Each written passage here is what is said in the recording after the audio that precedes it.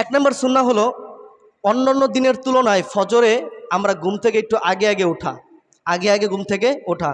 2 নম্বর সুন্নাহ হলো মেসওয়াক করা, মেসওয়াক, কথা বুঝতেছেন?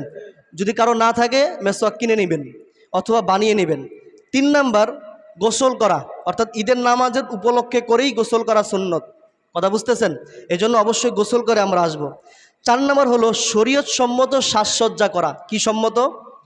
শরীয়ত সম্মত সাজসজ্জা করা, নারী এবং পুরুষ, শুধু পুরুষের কথা বলি নাই, কিন্তু নারীর কথা বলতেছি।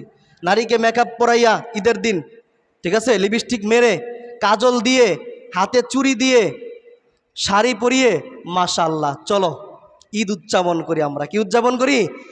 গজব, গজব, আল্লাহর গজব পড়বে বেটা তোর উপরে, কয়ে দিলাম, গজব পড়বে, গজব যদি এরকমটা করেন ঈদের দিন। যদি আপনার মেয়েটাকে যদি আপনি আটকাইতে না পারেন, আপনার স্ত্রীকে যদি আপনি আটকাইতে না পারেন ঈদের দিন, গজব পড়বে আপনার উপরে, গজব, ডাইরেক্ট গজব পড়বে, বলে দিলাম। আমি কঠিন মানুষ, আমি সোজা কথা বলি। কোনো কারোর সাথে পীড়িতের সময় পীড়িত, ভালোবাসার সময় ভালোবাসা। যদি আপনি আটকাইতে না পারেন আপনার মেয়েকে, আপনার স্ত্রীকে, গজব, গজব পড়বে আপনার উপরে, মনে রাখবেন। 5 নাম্বার সামর্থ্য অনুযায়ী উত্তম পোশাক পরা। কি বললাম? সামর্থ্য অনুযায়ী উত্তম পোশাক পরা। নতুন পোশাকই পরতে হবে এটা সুন্নাহ না, আপনার যেটা আছে ওটার মধ্যে উত্তমটা পরা হলো কি সুন্নাহ।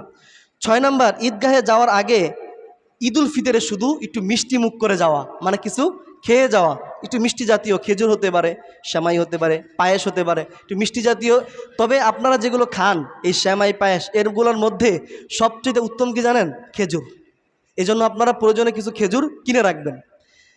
7 নাম্বার হলো সুগন্ধি ব্যবহার করা, আতর ব্যবহার করা। সবাই আতর কিনবেন, আতর দেওয়া কিন্তু সুন্নাহ। আল্লাহ নবী আতর দিতেন, আতর ব্যবহার করতেন, এই জন্য আতর কিনবেন। অবশ্যই মার্কেটের সাথে একটা লিস্ট রাখবেন যে আতর অবলিক মেসওয়াক, কথা বুঝতেছেন? আচ্ছা, তারপরে 8 নাম্বার হচ্ছে তাড়াতাড়ি ঈদগাহে যাওয়া।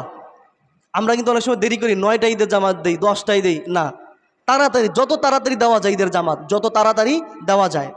9 নাম্বার হচ্ছে নামাজ ঈদগাহে পড়া।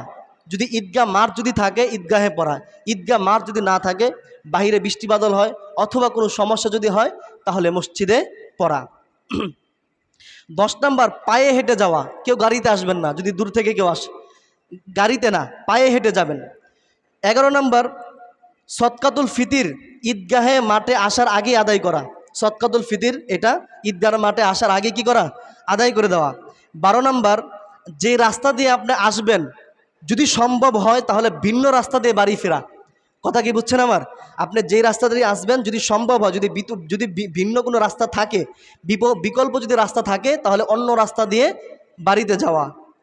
সর্বশেষ 13 নাম্বার হচ্ছে যখন আমরা ঈদগাহ মাঠে আসবো, তখন এই ঈদুল ফিতরে আমরা আস্তে আস্তে একটা তাকবীর পড়ব। তাকবীরটা বলেন তো? আল্লাহু আকবার, আল্লাহু আকবার, লা ইলাহা ইল্লাল্লাহু, আল্লাহু আকবার, আল্লাহু আকবার, ওয়ালিল্লাহিল হামদ। কুরবানি ঈদে জোরে জোরে পড়তে হয়, আর এই ঈদুল ফিতরে এটা আস্তে আস্তে, মানে নিজে নিজে শুনবো, আমরা পরে পরে আসবো ইনশাআল্লাহ।